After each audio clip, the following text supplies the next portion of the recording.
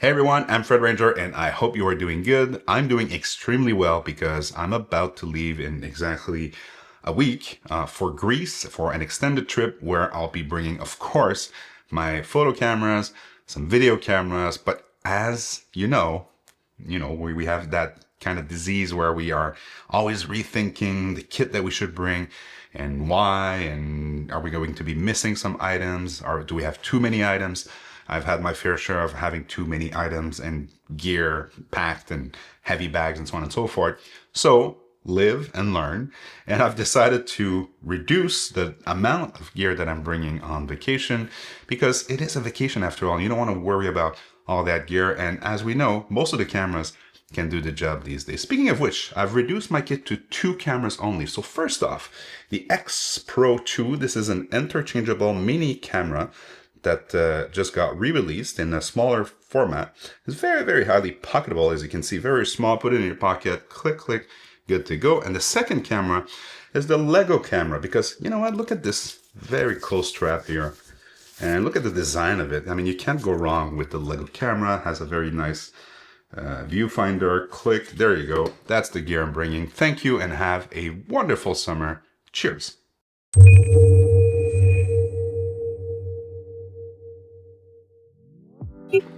Of course, this is not what I'm bringing, although I think it would be nice to have this format of cameras to travel with. But I want to walk you through kind of my thought process with all the gear I have, because some of us have a lot of options. It's a very good problem to have, I will admit it.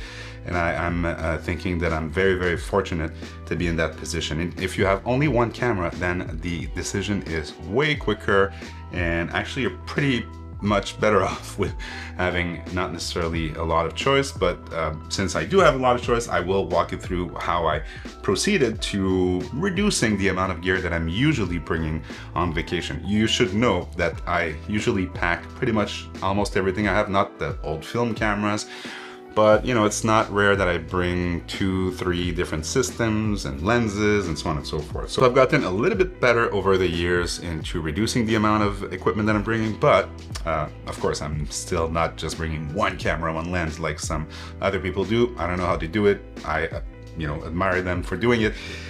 I prefer to have a couple more options. But let's start with the elephant in the room. This is pretty much one of my favorite cameras of all time. This is the Leica M11. And will I be bringing it on vacation? The answer is no. And here's why. This is not a light camera. This is pretty heavy, and we are going to be hopping from one island to the other.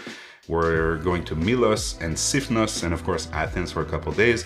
So I don't actually want to carry that around. As much as I love the images that are coming out of it, as much as I love the rangefinder experience, it is actually going to slow me down, which is something you might want when you travel. For me, I'm more about capturing moments in the gist of it. So I want to make sure that I'm ready, and I'm not good enough still after all those years, and my eyesight is going down a bit to focus, especially with these Cinelex lenses. So this one stays here and will be used again for sure, but more when I do short trips and stuff that is closer to home. So unfortunately, this is not coming with me.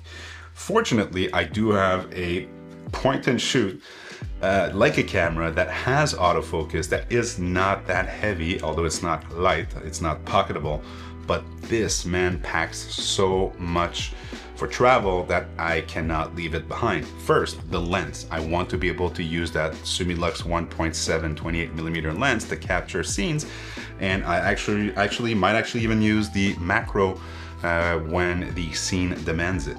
I have a very cool tilting screen that can go up so I can shoot from the hip to be more inconspicuous. I don't know how to say that word. You can correct me in the comments.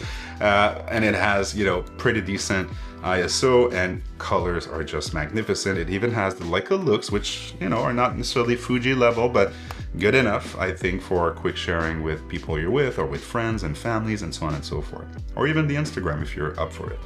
So if you know a thing or two about this channel, I have tons of content about Leica, and I was a big fan of the Leica Q3. It was my most used camera for I think 6 years, and this Leica Q3 is no exception. I am actually really liking using it, and this is coming on the travel with me. And for the strap, because a lot of you will ask, this is a Fab strap. So this is from Fabrice here in Montreal, handmade. And you know what? This is one of the most comfortable strap that I've gotten over the past few years, and Fab is a very nice guy, and you can actually click the link down below to see this exact model that I'm bringing in. And I like it because it's, you know, long and it's very comfortable. So for long days, it will become very, very handy to have that Leica Q3. And for the actual little grip here that I added, or it actually acts as well as a protection case. This is from my friends at Akara Lab, and I'll put a link as well because very cool guy. He was on the podcast as well. So that's the Leica Q3 rig, and this is definitely coming with me in the bag. Then we'll skip here because this is a question I have for you at the end of this video. But if you know a thing or two about my channel, I've actually started an incredible journey with Fujifilm. That was, gosh, 2011 with the Fujifilm X100. That was my first Fujifilm camera. Back then I was shooting Nikon. I don't have to do the full story again, but since then I've tested pretty much all the Fujifilm cameras, and recently I wanted to make room for new material. My last shorts and reel on Instagram are addressing that, but Fujifilm reached out and said, hey, do you want to try the XE5 for your travel? And I said, you know what, yes, because I think this is pretty much the closest thing you'll get to an X Pro 4. It's smaller, it has the 40 megapixel sensor, and look at this tiny 23mm lens that actually acts as a pancake lens, but has very, very decent image quality, and it has 2.8, so it's not that bad. It's not f2 like the X100, you're losing one stop of light. But look at this package, and the ability to be able to put other lenses on it is quite interesting. So I'll be shooting, of course, the XE5 alongside the 35mm, which is my favorite lens of all time, as I was mentioning in my previous shorts. And that one will be used in low light and for some portraits. And one lens that I'm less familiar with, this is the, I call it the ultra zoom one. It's, I think, ideal for travel, quite honestly, because this goes from 16 to 80, so quite the range. And of course, it has f4, so when you're outside and you're doing travel photography and it's daytime, daylight, I mean, that's pretty much, you know, covers all the need you could have, from wide angle to very, very telephoto. I think 80 is like the equivalent of a 135 on a full frame, and 16 is like, I don't know, 26, 7, something like that. So yeah, so this is very, very interesting kit that thanks to Fujifilm Canada. Oh, and for the strap, because again, I know people will want to know, this is the short strap from another of my favorite camera strap brands, and this is from Clever Supply. I don't think they need any introduction if you are into the photography world, but go see the link that I'm going to put down below, because both Fab and Clever Supply are my two favorite strap cameras, or camera strap brands. There you go. And then for the film camera, here's a question. I am tempted to bring the Leica M6, and I know I've said some stuff about the M11, but this is different. This is a film camera. I am tempted to bring the Leica M6 with a 35mm Sumilux, which might be on the heavier side. I don't have a Summicron.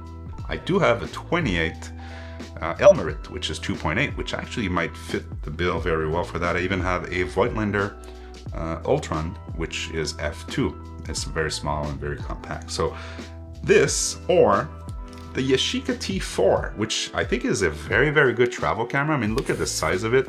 This is a very small camera. It has a very good 35mm lens on it from Zeiss. And yeah, I just like the form factor. You bring it to the beach, put it on in your beach bag, and so on and so forth. So I might actually make another bold decision and not bring, for the first time, my Leica M6. But you know what? Let's see in the comment what you guys think. Should I bring the Leica M6? Should I bring the Yashica T4? What would you bring, knowing that I'm already bringing the Q3 and the XE5 as my main systems? So for video, I thought about bringing the Sony A7C II, which is filming me right now. Great, beautiful, awesome image quality. Can double up as a photography camera as well, which I don't really like. I only use it for like pro paid shoots. But I decided to go small, and I decided to bring the Osmo Pocket 3. I think this camera needs no introduction. Very, very good 4K stabilized footage for travel. I really, really like it, and very easy to use. Can also create some content vertically for social media. So I mean, that's a no-brainer, even if I were to bring a bigger video camera. And the X-E5 actually can do some pretty decent video. It's now stabilized, and you know, that zoom lens I'm sure will do very well for the types of videos that I'm shooting. So between the X-E5 and the actual Pocket 3 with the combo creator, or the creator combo, should I say, you can see here when I do this, I can put it anywhere and talk to the camera, and with this mic getting pretty decent audio, I think I'm covered in terms of video, and it makes my bag way smaller than if I were to bring another camera system. And to finish things off with the camera stuff, this is the Zenico flash, and it's a very small flash that can go on any of these cameras that you control manually, and it actually charges with USB-C, which is the case for all of my cameras, of course, except the film cameras.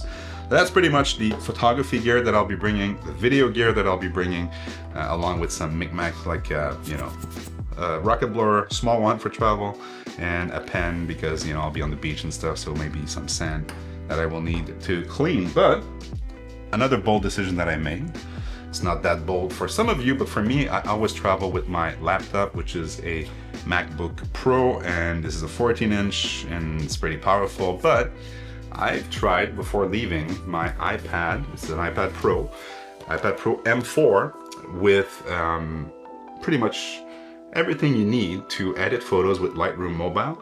And also I've tested Final Cut. So the last video I posted, the shorts and the reel, were done and edited through this little guy. And look at the size of it. It can fit in a bag very efficiently, and it doesn't take a lot of space. So I'll be bringing that with, of course, an external hard drive because I don't want to fill up this hard drive. So I'll have 3 copies of all the photos that I take. One on the SD card, one on the hard drive, and one in the cloud. So yeah, so that's pretty much everything I'm bringing on a vacation. And of course, the last one is this guy. You want one of these. This is an adapter for when you travel. You've got Europe, US, UK, and what's the other one? Australia. There you go. So you can plug whatever you want, and it has some ports in the bottom. So what do you think? Am I still bringing too much gear? Should I actually bring the Lego camera with me? I don't know, I'm just kidding. But yeah, help me decide. Help me decide between the M6 and the Yashica T4. Which one would you bring if you were going on vacation? Again, knowing that I already have the Q3 and the X-E5 with those 2 lenses.